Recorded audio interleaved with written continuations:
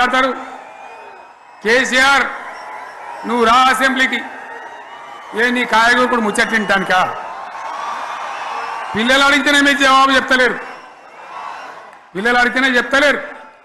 ఉన్నది నిలబెడితే ఆ ఆర్థిక మంత్రి అసెంబ్లీలో లేచి 20% కమిషన్ తీసుకుంటాను కేటీఆర్ మాట్లాడితే ఆయన లేచి భుజాలు తడుముకుంటాడు. నీకెందుకయ్యా బాధ? నువ్వు తీసుకుంటేనే నీకు బాధ ఉండాలి కదా. లేచి పేదలు ఉల్లి పెడతా ఉన్నాడు ఆయన అసెంబ్లీలో. ఈ విధంగా చాలా గందరగోళంగా అవివేకంతో అజ్ఞానంతో చాలా ఘోరం చేసి అడ్డమైన మాటలని చెప్పింది.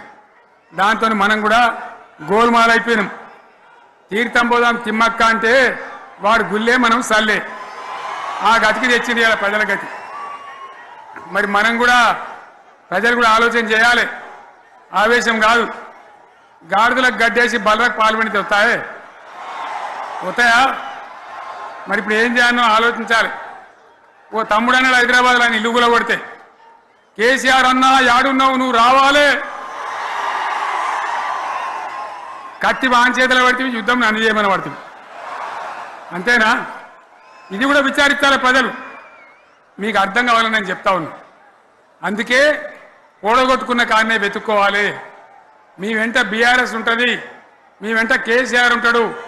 100% మళ్ళా తెలంగాణ విజయం సాధించాలి, గులాబీ జెండా ఎగిరేయాలి, అద్భుతమైన తెలంగాణను మళ్ళీ సాధించాలి.